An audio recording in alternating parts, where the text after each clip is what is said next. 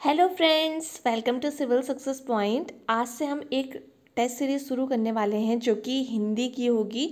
तो ऐसे ही रोज़ जो है मैं कुछ क्वेश्चंस लेकर के आऊँगी। ये डेली जो है रेगुलर टेस्ट सीरीज़ चलेगी। आप कमेंट सेक्शन में बताना कि आपको किस तरह से टेस्ट सीरीज़ चाहिए। रैंडम क्वेश्चन अलग अलग टॉपिक के चाहिए या एक ही टॉपिक से क्वेश्चन बनाओ ताकि आपके कंसेप्ट क्लियर हो। इस तरीके से आप मुझे बता सकते हैं।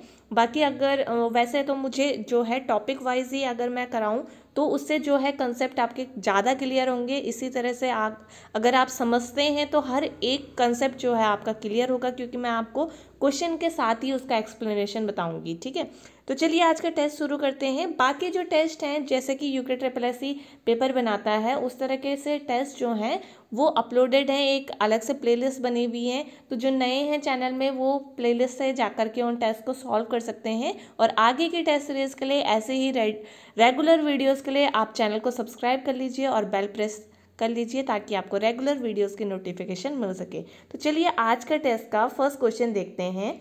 ह्रस्व स्वर की संख्या कितनी है? तो सबसे पहले आपको पता होना चाहिए ह्रस्व स्वर कहते किसे हैं। तो ह्रस्व स्वर वो होते हैं जिन्हें हमें बोलने में, उच्चारण करने में कम समय लगता है। तो कम समय किन स्वर को लगता है? तो देखिए अ, ठीक है, ई, उ और री। ठीक है, ये चार जो स्वर हैं इन्हें कहते हैं ह्रस्व स्वर। ठीक है, तो चार जो है ह्रस्व स्वर की संख्या हो जाएगी। ए जो है इसका सही आंसर हो जाएगा। ठीक है, तो ह्रस्व स्वर की संख्या कितनी हो गई? 4 हो गई। ठीक है, अब क्वेश्चन नंबर सेकंड आपके सामने है, मूल स्वर की संख्या कितनी है? ऑप्शन ए है 4, बी 7, सी 11 और डी 52। तो मूल स्वर कौन से होते हैं? तो मूल स्वर भी यही होते हैं, अ, ई, उ और री। तो मूल स्वर की संख्या भी कितनी हो गई? 4। ठीक है, तो इसका जो आंसर हो गया इसका आंसर भी क्या हो गया? ए सही हो गया।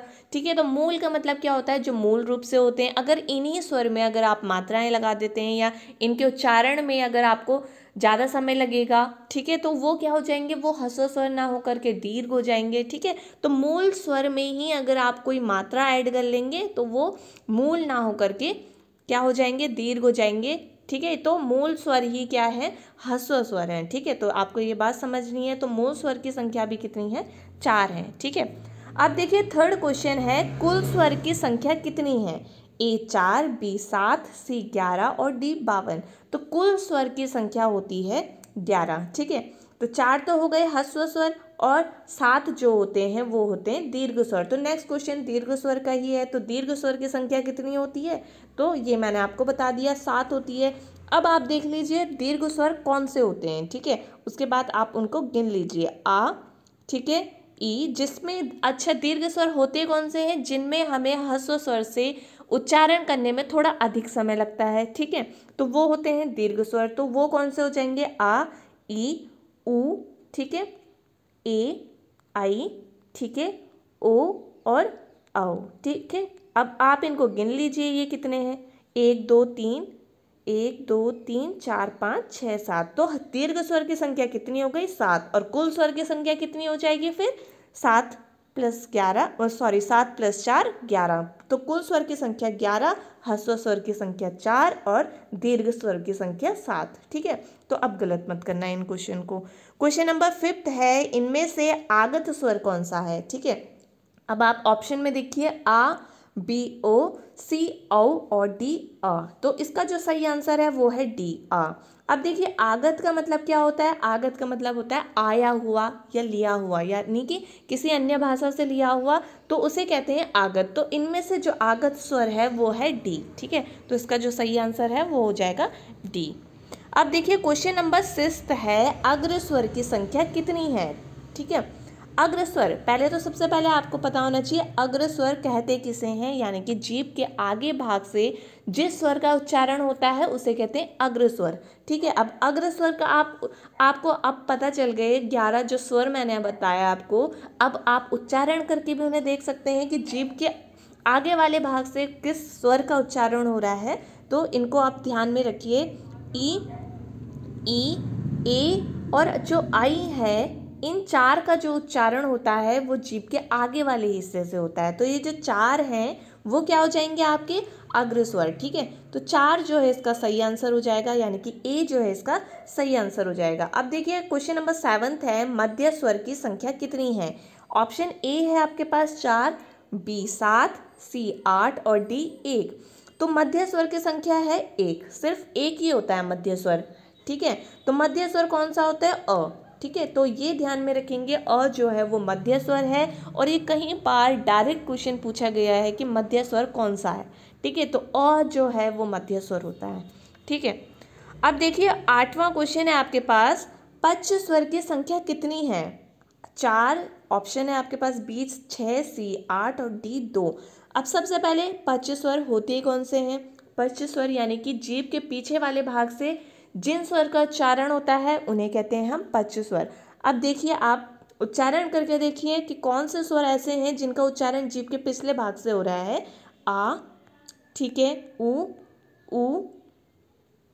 ओ, औ, ठीक है, और औ, जो एक आगत स्वर भी है।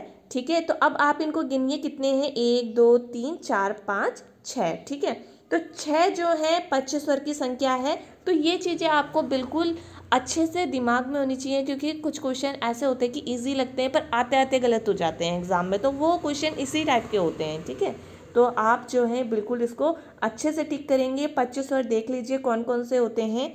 ठीक है, ये आ है, ठीक है, आ, उ, ओ, औ और औ। ठीक है, ये जो 6 हैं ये पच्च स्वर है। उसके बाद देखिए संवृत स्वर की संख्या कितनी है। संवृत स्वर यानी कि जिसमें हमारा जो मुंह है उच्चारण करते समय सबसे कम खुलता है।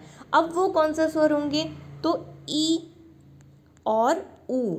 अब आप इन 2 स्वर का जो है उच्चारण करके देखिए, ई और ऊ। ठीक है, इन 2 स्वर में क्या होता है, मुंह सबसे कम खुलता है। तो ये इनकी संख्या कितनी हो गई संवृत स्वर की, 2 जो है इनकी संख्या हो गई। तो ए जो है इसका सही आंसर हो जाएगा। उसी में ही आप देख लीजिए, अब नेक्स्ट क्वेश्चन है, अर्ध संवृत स्वर की संख्या कितनी होती है। अर्ध संवृत स्वर मतलब जिनमें संवृत स्वर से थोड़ा सा जो है अधिक मुंह खुलता है संवृत स्वर से। ठीक है, ध्यान से सुनिए, संवृत स्वर से थोड़ा सा अधिक जो है मुंह खुलता है उन्हें कहते हैं हम अर्ध संवृत स्वर। और इनकी संख्या कितनी होगी, तो ये कौन कौन से होंगे, ई और ऊ। ठीक है, ई और ऊ जो है अर्ध संवृत स्वर हो जाएंगे और इनकी संख्या भी कितनी हो जाएगी, 2 हो जाएगी। तो ए जो है इसका बिल्कुल सही आंसर हो जाएगा। ठीक है, अब देखिए नेक्स्ट क्वेश्चन, विवृत स्वर की संख्या कितनी है।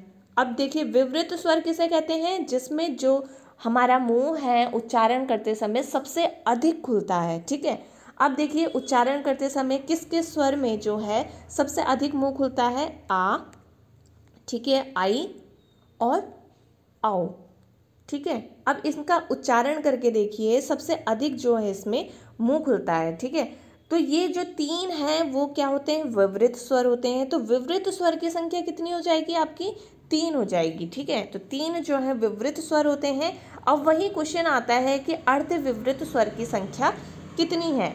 ऑप्शन ए है आपके पास 2, बी 3, सी 4 और डी 5। अब देखिए अर्ध विवृत स्वर कौन से होते हैं, जिनमें विवृत स्वर से थोड़ा कम जो है मुंह खुलता है, यानी कि मुंह अधिक खुलता है पर विवृत स्वर से थोड़ा कम खुलता है। ठीक है, तो वो कौन से स्वर हो जाएंगे, वो हो जाएंगे ए, ठीक है, अ, ओ, ठीक है, और औ, जो एक आगत स्वर भी है। ठीक है, ये मैंने बताया आपको। ठीक है, तो इनकी संख्या कितनी हो गई, आप इनको गिन लीजिए, 1 2 3 4। तो अर्ध विवृत स्वर की संख्या कितनी हो जाएगी, 4 हो जाएगी। ठीक है, तो इसका जो सही आंसर हो जाएगा वो हो जाएगा सी। तो इस तरह से आपको आज मैंने सिर्फ स्वर का एक टॉपिक करवाया, जिसमें आपको अच्छे से ध्यान रखना है अग्र स्वर की संख्या कितनी होती है, मध्य स्वर कौन सा होता है, पच्च स्वर की संख्या कितनी होती है, कौन से होते हैं, विवृत स्वर, अर्ध विवृत स्वर, संवृत स्वर, अर्ध संवृत स्वर। इस तरीके से आपको सारे कंसेप्ट जो हैं अच्छे से क्लियर होने चाहिए। और एक और क्वेश्चन आपको मैं बताती हूँ, अगर एक क्वेश्चन नॉर्मली ये पूछा जाए कि स्वर कितने प्रकार के होते हैं, तो स्वर जो होते हैं वो 3 प्रकार के होते हैं। ठीक है, एक होता है ह्रस्व स्वर, जिसमें जो है हमें उच्चारण करते समय कम समय लगता है। उसके बाद दीर्घ स्वर जो होता है जिसमें हमें उच्चारण करते समय ह्रस्व स्वरों से ज़्यादा समय लगता है, ठीक है। और एक होते हैं प्लुत स्वर जिसमें दीर्घ स्वरों से भी हमें अधिक समय लगता है, ठीक है, उन्हें कहते हैं हम प्लुत स्वर, ठीक है। तो अगर ऑप्शन आता है ऐसे कि ह्रस्व स्वर, दीर्घ स्वर, प्लुत स्वर और ये सभी, तो आप जो ये सभी कोई ऑप्शन होगा वो टिक करेंगे, ठीक है। तो इस तरह से एक क्वेश्चन और आप स्वर का जो है देख सकते हैं, ठीक है। तो ये जो टॉपिक था आज का, ये टॉपिक जो है मैं स्वर से ही लेकर के आई थी ताकि आपका जो स्वर का टॉपिक है वो अच्छे से क्लियर हो जाए। अब नेक्स्ट वीडियो में मिलेंगे। आप मुझे कमेंट सेक्शन में बता देना कि आपको इस तरह से जो टॉपिक का एक्सप्लेनेशन है या टॉपिक से, एक ही टॉपिक से जो क्वेश्चन है वो ठीक लगे या आपको डिफरेंट डिफरेंट टॉपिक के एक ही टेस्ट में क्वेश्चन चाहिए, उस तरह से मुझे आप कमेंट सेक्शन में बता देना, ठीक है। अब नेक्स्ट वीडियो में मिलते हैं, तब तक अपना ध्यान रखिए। Bye bye, take care.